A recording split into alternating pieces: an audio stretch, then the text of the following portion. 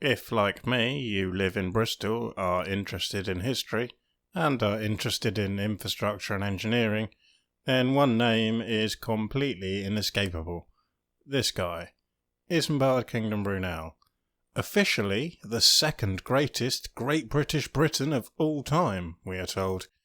The towering individual genius who built Bristol's Clifton Suspension Bridge, Temple Meads station, sorted out the harbour, and built the biggest and best ships in the world ever.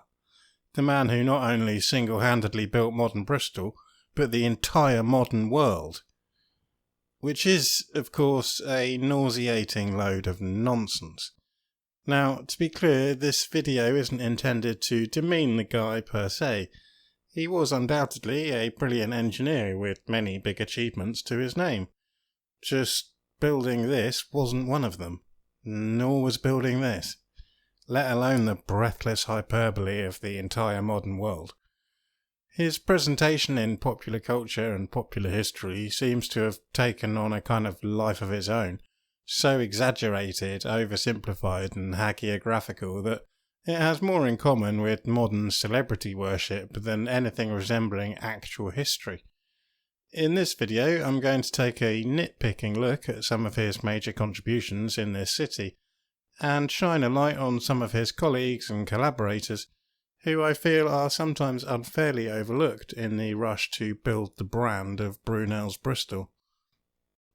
Let's start with the docks, partly because they were Brunel's first work in Bristol, and partly because it was seeing a popular history YouTuber describe Brunel as the driving force behind Bristol's docks, which finally tipped me into making this video. It's a slightly problematic claim inasmuch as the floating harbour opened on 1st of May 1809. Having been born in April 1806, young Isambard had just turned 3. Even he wasn't quite precocious enough to have masterminded a major civil engineering work as a toddler. In fact, the engineer behind the floating harbour was one William Jessop. He was reportedly an extremely modest man, which perhaps goes some way to explaining why he hasn't been deified in popular culture in the same way as Brunel, or even Telford or Stevenson. But his CV is extremely impressive. He had previously built a whole stack of canals, London's West India Docks, and the Surrey Iron Railway, which is one of several railways with a highly arguable claim to world's first, depending on your semantics and definitions. If part of the point of this video is to spread a bit of credit to relatively unsung heroes, then I should also mention the Reverend William Milton, vicar of Temple Church, who in the 1790s was the first to suggest the creation of the new cut. Various other professional engineers, such as John Smeaton, had already proposed damming the Avon to create a floating harbour, but none of them had a credible plan for dealing with the extremes of tide or river-borne floodwaters, until Milton's innovation of a tidal bypass channel. Jessop's proposal was essentially a refinement of Milton's, and likewise Brunel's work on the docks can best be seen as a refinement of Jessop's, not as any kind of great transformation or reinvention. Brunel was first hired to improve the docks in 1832, and the first problem he dealt with was mud. Since opening, the docks had silted up significantly, with big mud banks forming. Designed to have berths 21 feet deep, the deepest berth was now only 16.5, and many were only 12 or 13 feet deep. Some of the excessively hagiographic histories of Brunel seem to have used this as evidence that Jessop was somehow incompetent by comparison, that his designs had failed to anticipate these problems, but thank goodness for the next level genius of Isambard stepping in to save the day. This is in stark contrast to how Brunel himself saw matters. He declared, "The most that I can recommend is to extend and carry more fully into effect the general system upon which the docks were originally designed." He noted that the problems were not consequences of any fault in the original plans, but partly perhaps from the original designs not having been carried fully into effect from motives of economy. This was a diplomatic Victorian way of saying that the port authorities had been cheapskates with their maintenance. For example, Jessop recommended regular dredging and spec'd out a dredger which the Port Corporation duly purchased in 1809. It removed up to 120 tonnes of mud per day, yet after only 4 years they apparently stopped using it. The harbour was initially drained completely on a somewhat regular basis for even more extensive scouring, but this inconvenienced everybody, so had also stopped happening. The port authorities had also inadvertently got themselves into a vicious circle. When the accumulation of mud made the docks shallower than before, they had responded by raising the water level in the harbour. But this reduced the difference between the water level in the harbour and the water level above Netham Weir, which reduced the current flowing through the harbour, and this current was crucial for Jessop's scheme. Silt will settle to the bottom of slow, stagnant water, but be carried through when sufficient flow is maintained. Raising the water level reduced the flow, which increased the silt, which pushed authorities to raise the water level still further, and so on. It's hardly surprising that after 20 years of this mismanagement, the harbour needed an intervention. Brunel demanded that dredging be resumed, designed a new dredger for the job, and variously suggested either raising the dam at Netham or lowering the water in the harbour, which amounted to the same thing in terms of increasing the current. But perhaps his most critical input was the conversion of Jessop's overfall dam into an underfall dam, which gives its name today to Underfall Yard. At least that's what the information panels at the docks tell us. However, this once again gives too much credit to Brunel and not enough credit to Jessop. The brilliance of the underfall system is that silt sinks, so any water overflowing a dam will tend to be clearer, while water escaping via culverts at the bottom of a harbour will be siltier. It can't be denied that Jessop did build an overfall dam, not least because we have pictures of it. But he was fully aware of the silt sinks principle and also did build it with underfall culverts in the first place. It's just that those had become fairly clogged and useless owing to the above factors, the cessation of regular dredging, the reduced current and so on.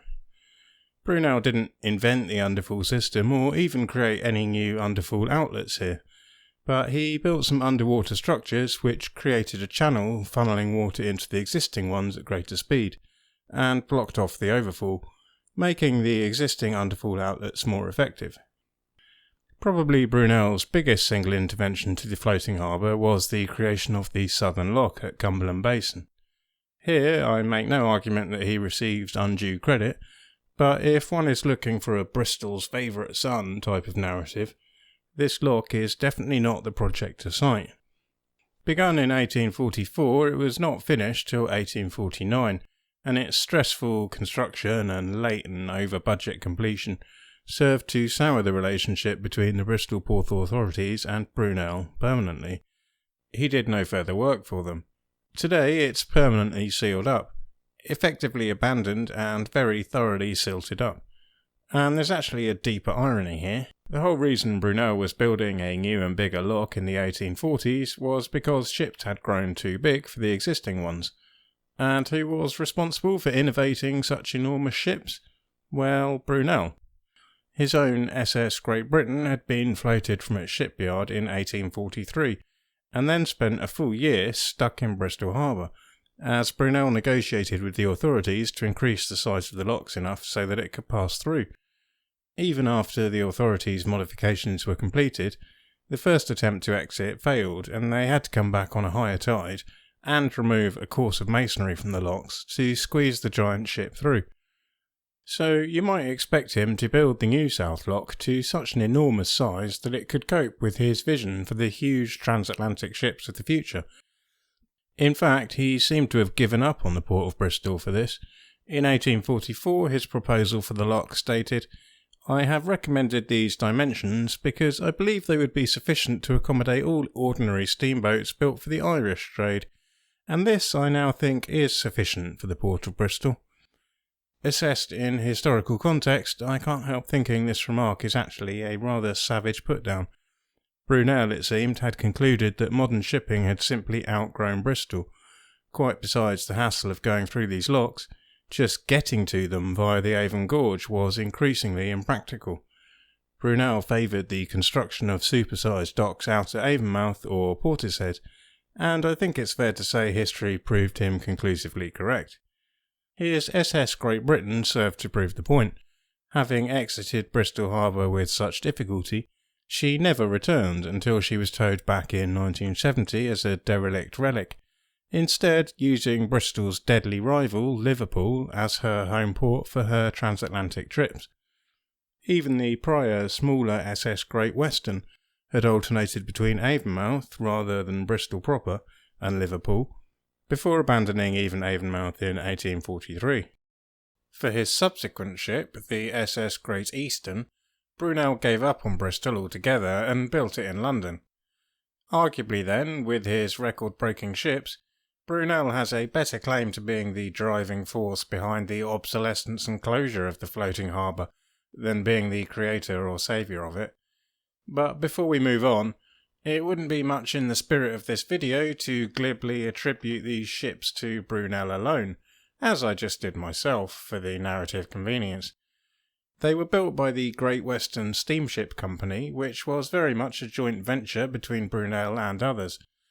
In fact, he was listed as a consulting engineer, while the directing engineer was one Thomas Guppy. 19th century sources talk about the SS Great Britain being completed under the masterly superintendence of Mr. Guppy. He held various patents regarding the construction of hulls, including the cellular system of dividing a hull into multiple separate watertight compartments, and at least one modern historian has concluded that Brunel probably deserves prime credit for the ship's screw-based propulsion system, but Guppy probably deserves most of the credit for its hull. Now, I don't know about you, but I'd be inclined to consider the hull a relatively important part of a ship. In fact, I might go so far as to call it the most important part, because if I'm on a ship and given the choice of an engine failure or a hull failure, it's really not much of a contest, is it? Yet, while Brunel has endless biographies, documentaries, statues, and general hero worship associated, Guppy doesn't even have a bloody Wikipedia page. Really? This does not seem fair. Maybe I'll make one. And it's not like we could stop at Guppy when dishing out credit for these record-breaking ships. Christopher Claxton, an ex-Royal Navy commander serving as the harbour master of Bristol, was another vital member of the partnership, and the Great Western and Great Britain were actually constructed by the established shipbuilding firm William Patterson & Son. Call me crazy, but I'm thinking men who'd spent their entire careers building ships may have had some valuable input on the matter of building a ship.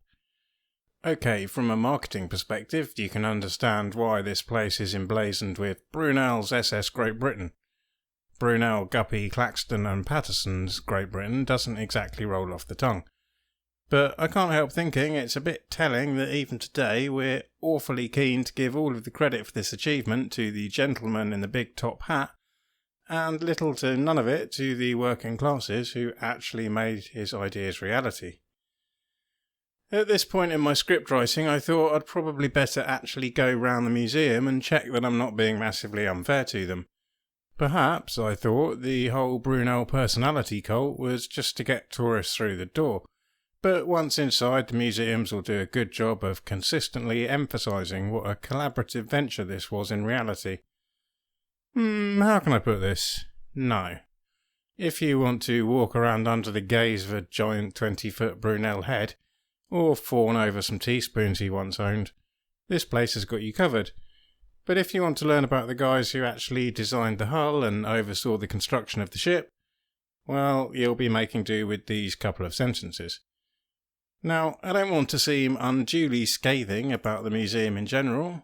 The staff are all lovely, there's loads of interesting stuff, the story of the ship's operational service is really thorough, and even when it comes to Brunel, they do clearly attempt a degree of even-handedness, inasmuch as they explicitly cover Brunel's career failures and mistakes and character flaws, as well as his achievements.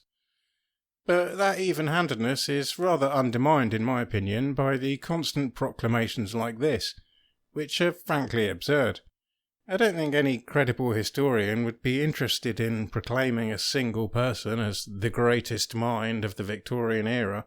In the first place, But if they were, and even assuming they confined themselves to British men in STEM fields, they'd probably realise that James Clerk Maxwell, existed. We wouldn't accept a science museum putting up utterly unscientific statements like, potassium is the prettiest molecule. So why do we accept absurdly unhistorical statements from history museums? Perhaps we should move on before I get too irate. The Great Western Steamship Company was, of course, an offshoot of the Great Western Railway, formed after Brunel had made the offhand suggestion in a GWR directors meeting, why stop at Bristol? Why not offer tickets to New York via steamships?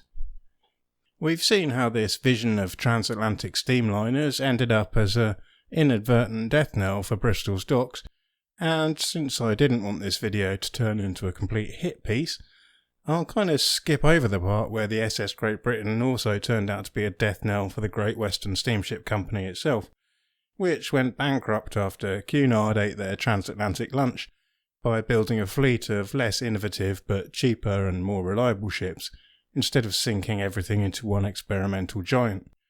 But what of the Great Western Railway itself? Surely this is a classic Brunel in Bristol success story, right? You'd certainly think so, reading the story of his statue being unveiled here in 2021. Temple Meads was one of his finest accomplishments, gushes the chap from Network Rail. An enduring symbol of Bristol's rich railway heritage and the connectivity, creativity and innovation of the city, asserts the director of the Brunel Institute. If by this he meant an enduring symbol of Bristol's somewhat bad railway connectivity, then perhaps I'd agree, but I rather suspect he didn't. I mean, come on, it's 2022 and we still don't have a single electrified train. Perhaps we could catch up to the 1970s before boasting of innovation. The Portishead branch reopening has been going nowhere for decades. The council recently tore up an operational railway to build a bus lane. Compare this to, well, pretty much anywhere, and Bristol's contemporary railway offering is honestly pathetic. But before I get too carried away with this rant, back to Brunel.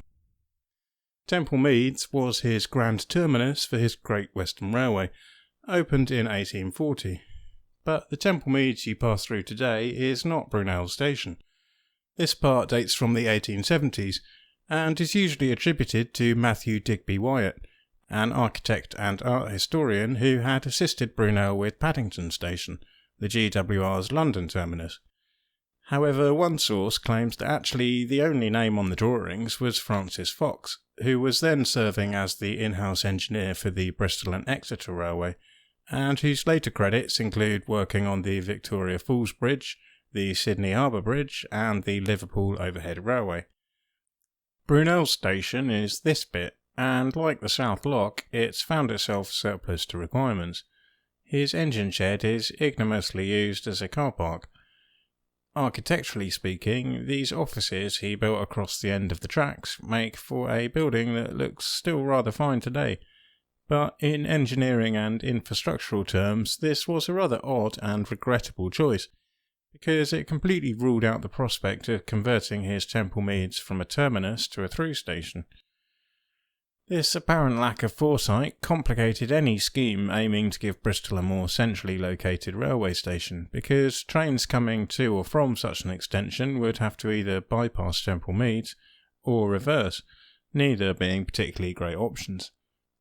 As such, this contributed to the failure of several such proposals in the 1860s, and even today the rather non-central location of the station leaves the city somewhat the worse off. It also ultimately sealed its own demise. The Bristol and Exeter's southbound tracks came in at right angles to Brunel's Great Western terminus, and the only way to connect the two to enable through running was to abandon Brunel's platforms and build the new 1870s joint station on a sweeping curve. It wasn't just the station that ended up needing a rebuild. With the GWR, Brunel famously insisted on a broad track gauge that was incompatible with the majority of other British railways, so once the gauge wars had shaken out, with standard gauge triumphing, All the track on the GWR and other local railways like the Bristol and Exeter or Bristol and Gloucester needed to be completely rebuilt as well. Now, to be fair to the man, railways were in their infancy, so expecting him to deliver a solution that accurately predicted the next half-century of railway technology's rapid progression is a bit of a high bar. 30 years before a rebuild isn't exactly shabby in itself. I mean, what the hell have I ever done that was still useful 30 years later? And Bristol's subpar railway situation today certainly can't be blamed on him directly. So I'm not claiming his Temple Meads was some sort of embarrassing disaster or laughable failure, but in a world where some of his bridges and tunnels are still in use and fully fit for purpose today, claiming his Temple Meads, which was unfit for purpose within a few decades, as one of his quote-unquote finest achievements, strikes me as a rather unjustifiable claim. One seemingly born from a cultural peer pressure to attach ever more superlatives to everything he ever did, than from any measured evaluation of him as a mortal being capable of both hits and relative misses. Let's conclude with a look at the Clifton Suspension Bridge. In my mind, this is definitely a hit from an aesthetic and engineering point of view. It's a beautiful bridge in a spectacular location, and a span of this size is still viscerally impressive today, never mind 150 years ago. The question here is whether it's really fair to say that Brunel designed it, as this plaque does quite unambiguously. And given what video you're watching, you'll be unsurprised if my argument is no, not really. On the one hand, you only have to look at the Wikipedia page and it says quite clearly it was built to a design by William Henry Barlow and John Hawkshaw. And even the plaque admits to modifications by others, albeit without actually naming them. So I can hardly resort to clickbait language about the secret or forgotten masterminds of the Clifton Bridge. But on the other hand, that plaque is hardly the only place to credit Brunel and omit any mention of Barlow and Hawkshaw. I bet a significant number of people watching this always assumed the design was entirely Brunel's, and I can't blame them. You could argue that this is fair enough, because the fundamental visual essence of the design is still Brunel's. The concept was Brunel's, the steadfast insistence that a suspension bridge here was even possible, when many others were sceptical, was Brunel's. And those things are all true enough. Comparing today's bridge to Brunel's initial designs, they certainly look like the same design at a layman's glance, albeit minus the sphinxes. However, Brunel is revered as an engineer, not as a sketch artist, and the very thing that distinguishes engineering from design is the practical nitty-gritty of exactly how things are to be constructed and how the forces are distributed and so on, which a layman's glance at these sketches doesn't necessarily comprehend. Judged by those standards, it seems fair to ascribe this bridge to Hawkshaw and Barlow. The deck was made wider and sturdier, stiffened by a completely different method. Brunel had intended wooden struts, but instead a lattice of riveted wrought iron girders was used. The handrails were also engaged to structural effect, whereas Brunel had designed them to be non-structural. The added weight of the bigger, stronger deck required triple chains instead of the double chain that Brunel's design employed, along with more hangers. Hawkshaw and Barlow also attached the hangers via a different mechanism, believing that Brunel's plans would not have dealt adequately with twisting forces. All these changes resulted in a bridge that's capable of carrying modern traffic, albeit at a fairly modest scale, which Brunel's original design would likely not have been capable of. Hawkshaw was president of the Institute of Civil Engineers in the early 1860s when the bridge was under construction, having already had a diverse career building canals, railways, docks and harbours. He would later go on to complete the Severn Tunnel. Barlow, meanwhile, was the chief engineer of the Midland Railway Company, who would go on to build St Pancras Station and work on both the inquiry into the disastrous collapse of the Tay Bridge and the design of its replacement. He also served as president of the ICE. I understand that both men aimed to complete the Clifton Bridge as a monument to Brunel, and as such would no doubt feel happy rather than cheated that it's his name associated with it. But I think it's perhaps a shame that it isn't also more widely appreciated as a highlight of their own CVs as well. While we're listing underappreciated engineers, a brief mention to Sarah Guppy, a Bristol woman who filed her first patent in 1841 for an improved method for constructing the piling for suspension bridges. If you're thinking the name Guppy sounds familiar, yes indeed, she was the mother of Thomas Guppy, Brunel's collaborator in the Great Western Steamship Company who we met earlier. As such, she knew Brunel well, and she was known to have discussed her ideas for suspension bridge engineering with him. Some have put two and two together here and suggested that she deserves the credit for the Clifton Bridge, but as far as I can determine, her patent wasn't actually applicable here.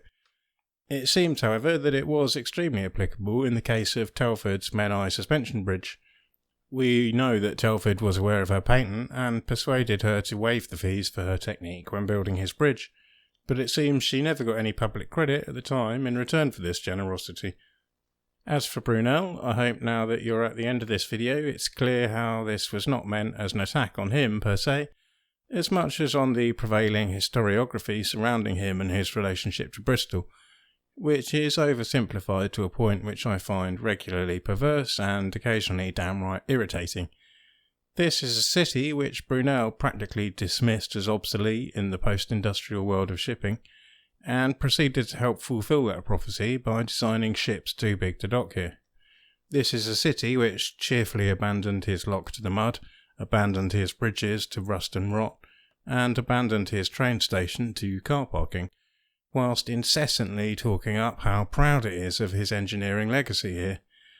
This is a city where his projects were often over budget, unreliable, flawed and or rapidly superseded by later engineers, and where his biggest successes were clearly building on the work of earlier engineers and or delivered in conjunction with other contemporary engineers. But all this nuance of conflict and collaboration is, in my opinion, all too often cheerfully jettisoned in favour of a frankly unlikable cocktail of modern-day marketing and brand building and old-fashioned drooling hero worship. As for Bristol, instead of slapping Brunel's name on a bunch of stuff that has basically nothing to do with him, if it seriously wanted to honour the legacy of a great civil engineer in a more appropriate fashion, then perhaps it could, do some half-decent civil engineering occasionally. Build trams or a metro instead of bus lanes. Electrify the railways we already have. Have roads that don't look like collages. Bridges that aren't closed for months on end. Cycle paths that haven't fallen in the river. But what do I know? Anyway, that's all for this video. If you enjoyed it, why not give it a like and subscribe in case I make any more. Thanks as always to everyone whose work I've built on in making this video, and thanks to you for watching. Cheers.